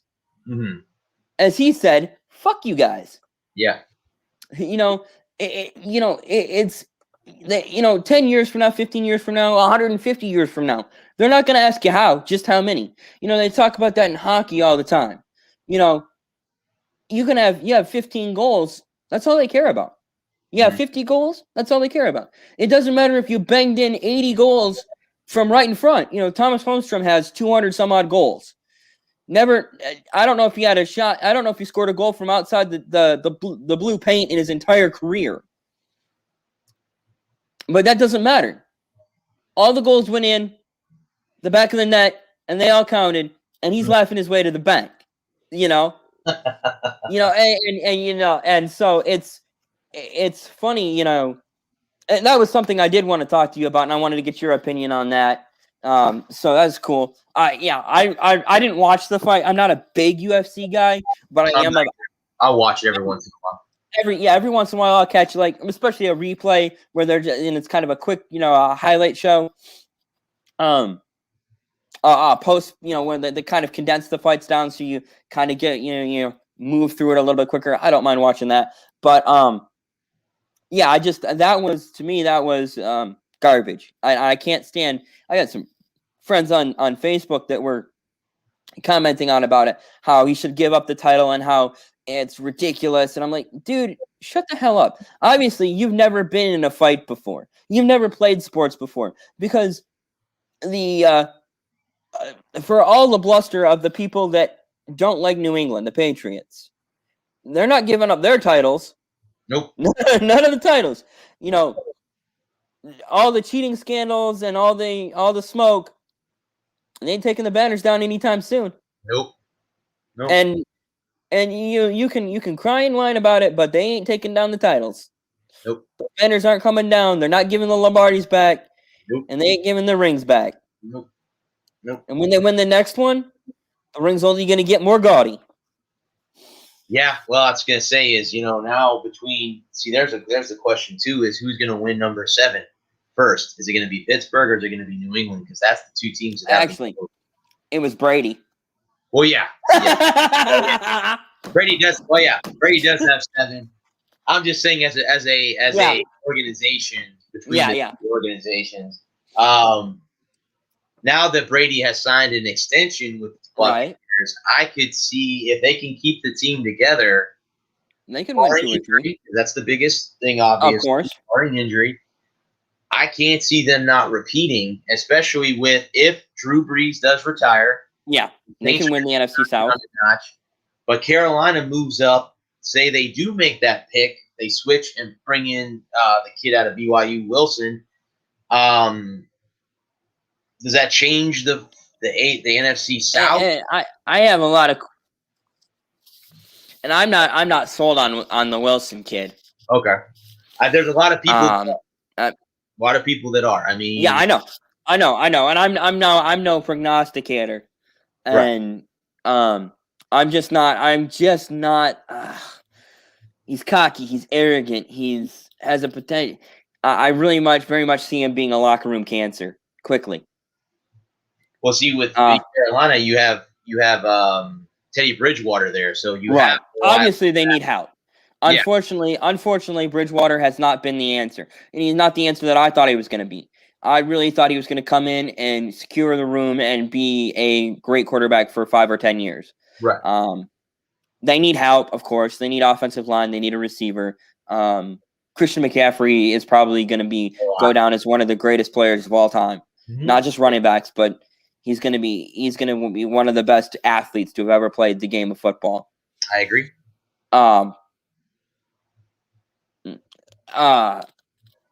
And that's the thing, what do they do with and how bad was let me look at this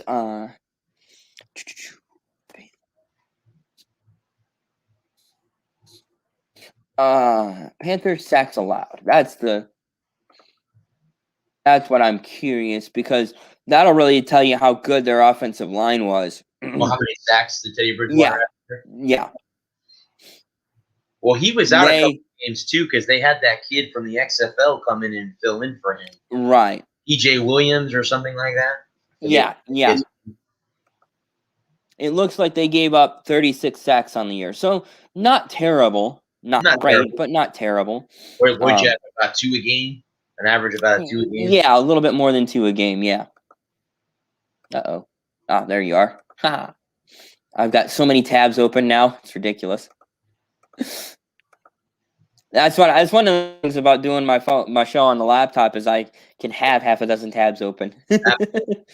Yeah. So I'm always, and that's the nice thing about doing an unscripted show. This is what at least I like, is that we can just talk for a couple hours and go back and forth and talk about anything and everything.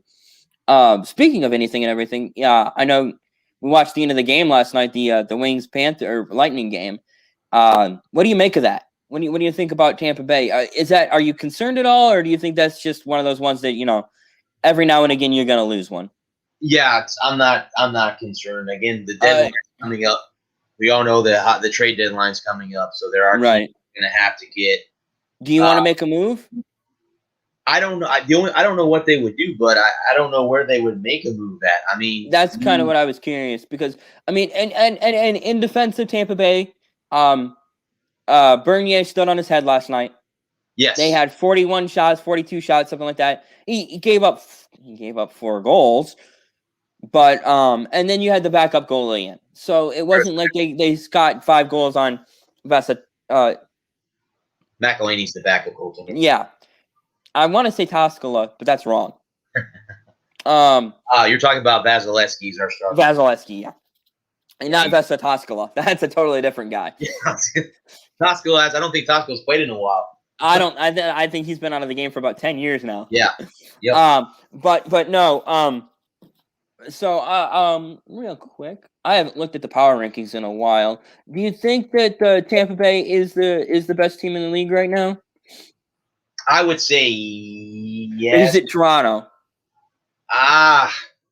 It's hard to tell. Because here's the thing, in a funny way, the Leafs I think they're going to be buyers at the deadline because it's right now they have the lead in the division, so do the Lightning. But what I'm saying is being that you're in an all-Canadian division, so this is your nation's division, and you're in the lead of it right now, and the playoff blunders that team has had, being down 3-1 to Boston both times, then getting back to 3-3, and then laying an egg in Game 7s in both of those series. I'm telling you right now, Toronto doesn't want to see Boston in the playoffs because every time they play the Bruins, it's bad. Yeah. It's bad news.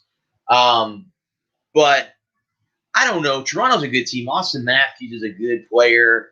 Yeah. I know. You have Jonathan Tavares up there too. So I mean, I'm sure you've seen that video from Urinating Tree about the Maple Leafs. I've seen that one.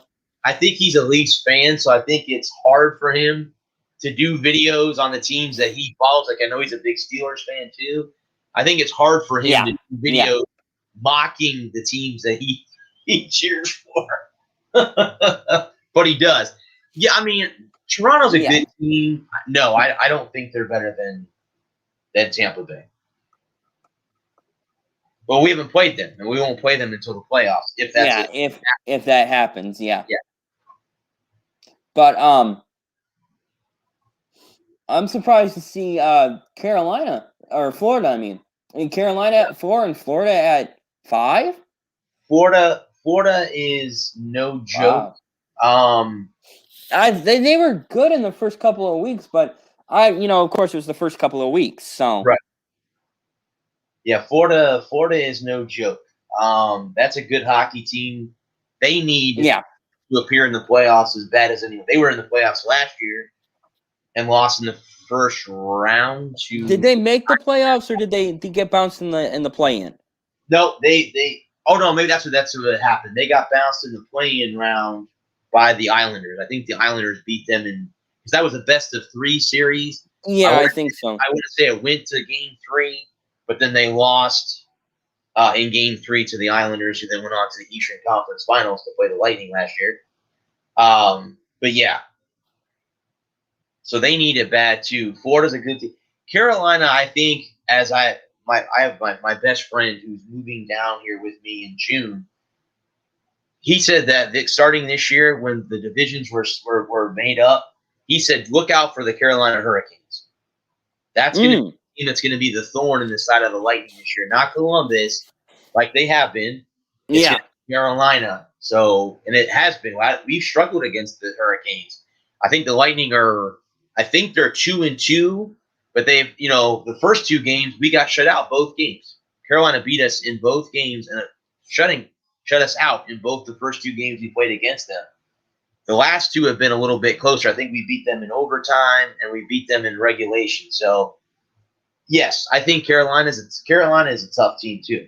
You can't count them out of it either. Yeah, no, I obviously haven't been following the hockey as closely as I thought I had, but shit, I didn't realize that they were right up there. Yep. Chicago's fallen off here the last couple of weeks, haven't they? The Hawks, yeah. Well, the Hawks are on that. They're in the rebuild too. They're getting ready to. I think they're getting ready to fire sale a bunch of people. You think so? And bring in a bunch. You have to after a while. You stay so long with veterans. As you being a Red Wings fan, you know what I'm referring. Right. You hang on to your veteran guys way too long. You don't build up your minor league system, and then all of a sudden, when your veterans get old and can't play no more, Yeah. you Yeah. lose everything. Once they're gone, they're gone. Like the Zetterbergs and then Yeah. guys like that.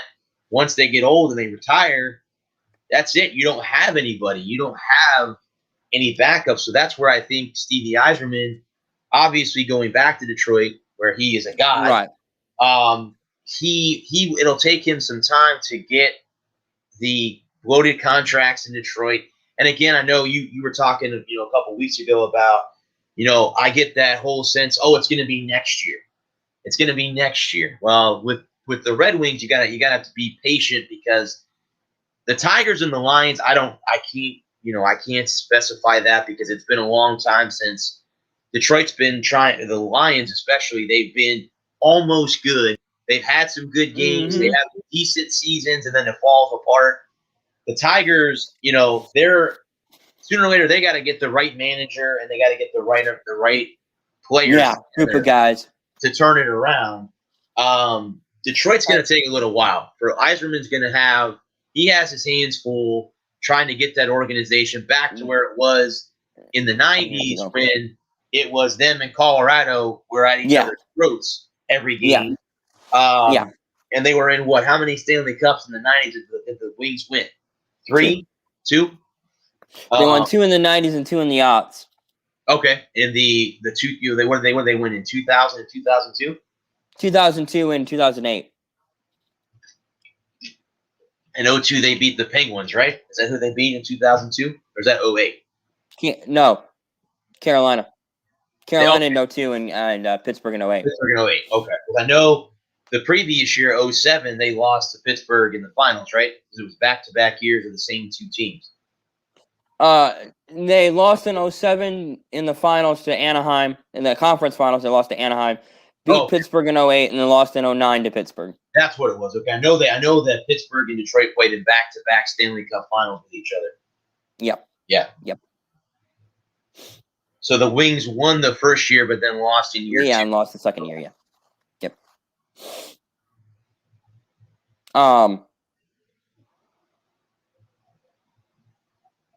The only thing that the Lightning could do is maybe get a better backup goaltender. I mean, I don't want to throw the talent on Curtis McElhinney either.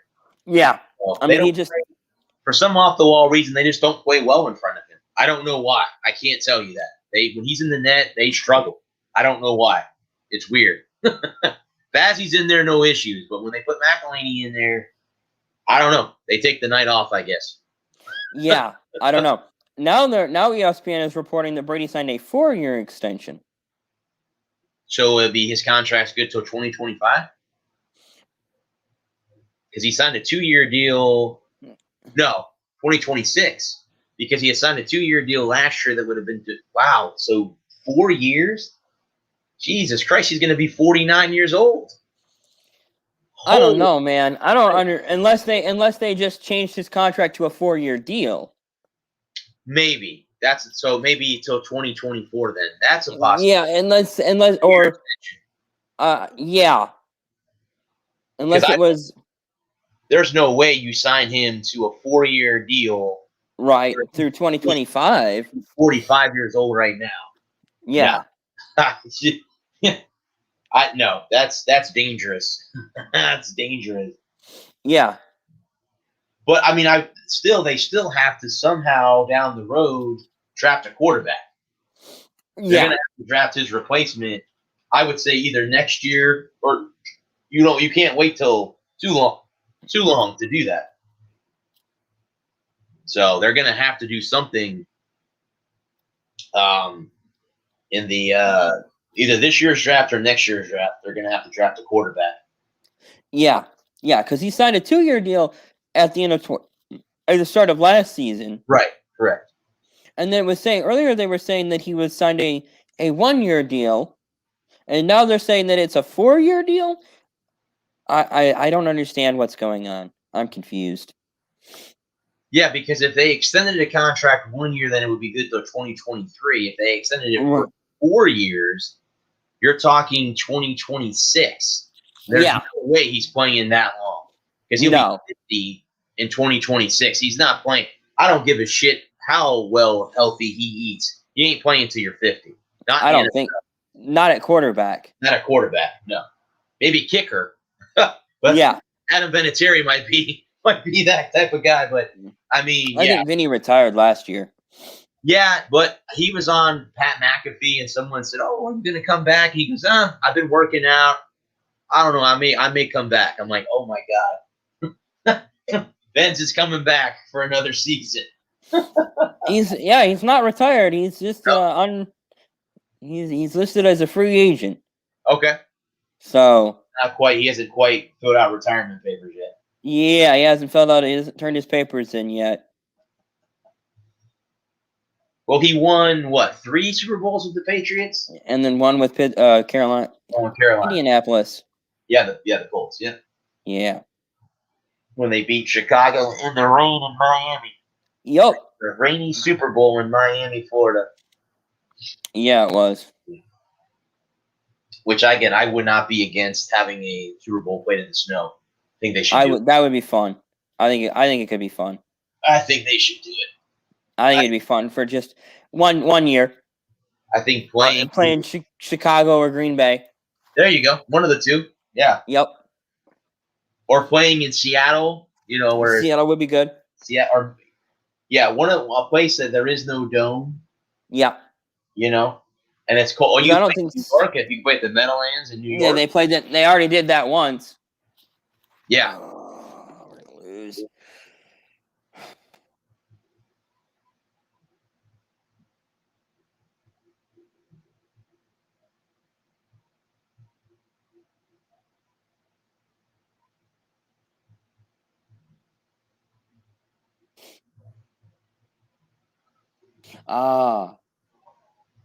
They did host the Super Bowl in the Kingdom. Okay. Or maybe they didn't. I'm not sure. No, they never hosted a Super Bowl at the Kingdom. I forgot about the Kingdom. Was that the dome that the Lions played in prior to Ford Field? No, that was the dome that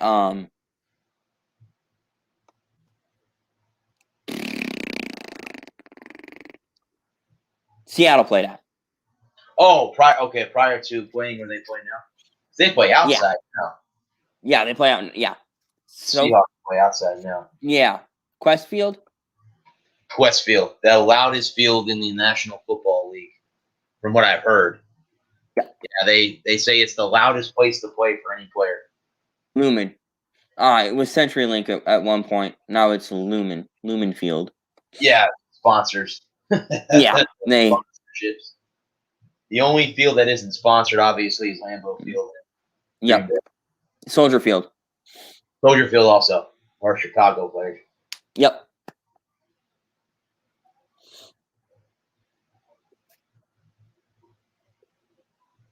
But everywhere else has got a sponsorship on it somewhere. Yeah. Yep. Raymond James, where the Bucks play. Miami's Hard Rock Stadium. The casinos, obviously. Let's see. I don't know what Jacksonville's field's called. I don't know where the Jaguars call home. But yeah, any of them. Gillette Stadium where the Patriots play is sponsored. Yep. Ford Field where the Lions play is sponsored. Yeah. TIAA Bank Field.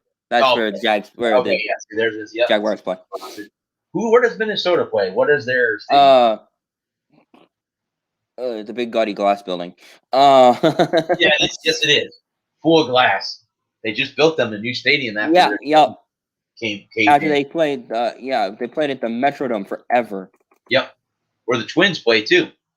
The Twins play at Target Field now. Yeah. Yeah, outdoor baseball in Minnesota. Who would have thought? How about that? Outdoor baseball in Minnesota. And they have they're a good baseball team too. Yeah, they're going to be a tough out. Yeah. I think they'll win the Central. Yes. U.S. Bank Stadium. That's the okay. Because the Indians are going to have a down year this year in the Central. I think so. They win that division. I think the Twins win that division running away. It depends. Chicago can make a run at it, but I don't know how good they're gonna be. Because that kid they got, he's got to have a good season again. And last year they only played 60-odd games. Right. So we'll have to see if he can sustain it over a full season. Correct. Big difference this year. Yeah, definitely. There's only 100 additional games. only a couple hundred, yeah. Only 100 additional games this year. On top of that, yeah. Yeah, just a few. Are you? I'm surprised that we're even going to have a baseball season. Well, I think the CBA is up after this season. Yeah. Strike. I feel bad for that to say that, but I think come December of this year, I think baseball goes on a strike. Yeah. We got a couple of weeks, and the April 1st is the opening day, so we're a couple of weeks away. Yep. I think this will probably be the last season for baseball. Yep. Yeah, I don't think we'll have a 2022 season.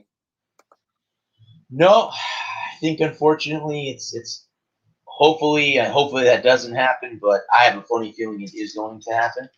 So unfortunately, but that's because baseball doesn't take care of what they should be taking care of, and we can always hope we come to some kind of agreement. Yeah, hopefully they'll get it done here soon. Yeah. Hopefully they'll get something done. But I don't know. Yeah, it's not. Well, we'll see. We'll see. We'll have to wait and see. Yeah, it's hard. I mean, as being sports fans, obviously you definitely don't want to see a sport go away because it takes away from not only the current fans, but it takes away from future fans. Yep. Being fans of the sport. So that hurts a lot too. And it hurts us as broadcasters because we don't have anything to talk about. Right. We lose one series to talk about. Yeah.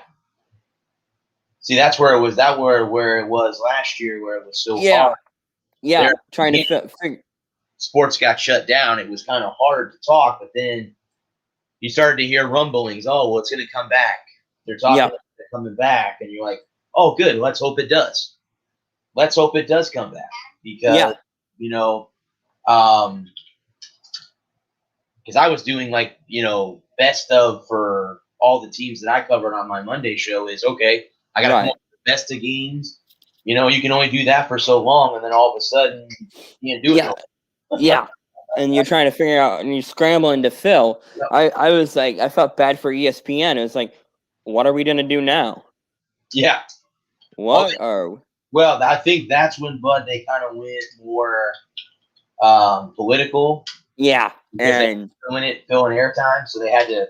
Okay, let's talk about the George Floyd situation, and how it impacts sports in Minnesota, and yeah.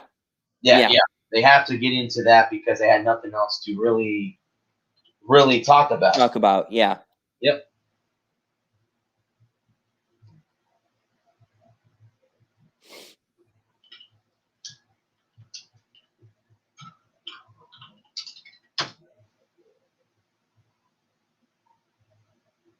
I just found out just a few seconds ago, buddy, that my boss just messaged me and said that we are no longer working at home. This is the last day we're working from home. Back to the office as of this Monday coming up. So won't be working from home anymore until the next. No, I'm kidding. I don't want that to happen again. No. Next week this show will be moving to its new permanent time, Saturdays, but it'll be same time but different day. Okay. I'm gonna do it Saturday mornings because I think that'll be a fun time. Usually I ain't got anything going on. I would have done it this week, but I got stuff going on next week or this week. Next week I don't have anything going on as of right now. So next week this show will be on Saturday. And it was a fun show. It was. It was. Absolutely. I'm gonna go ahead and cut it off here at 2 hours and wrap it up. And my lady friend, she wants to hang out, so I'm gonna give her a call and We're gonna talk to her for a while, but I would appreciate you coming on. It was really fun having you on. Hopefully, we can have Lewis on next week and we can do this again. I'm available on Saturdays. I don't work on Saturdays, so I'm available. Yeah, I didn't think so, and I usually don't unless I've got something going on. I don't work Saturdays either. So I'm free on Saturdays, and the idea, and let's say this in close on. I thank all my sponsors. So me. He's not sponsored yet. No, but I am fielding calls, so hit me up. Well, see, but if you can get your cigar bar to sponsor you. Yeah, I know. I need more than no watchers first, but we did have one for a minute. He popped in, popped back out, but he did pop in. So we're gonna try and get this thing off the ground and see what happens. It was fun. It's been fun. It's been really entertaining. I've enjoyed it. And this is what I wanted to do. I wanted to just talk sports for a couple hours, and it was fun to be able to just riff on everything. And we talked past sports, future sports, current sports. So it's been a good show. I appreciate you coming on. I look forward to having you on again next week. And I'm gonna shut this thing down for today. Sounds good.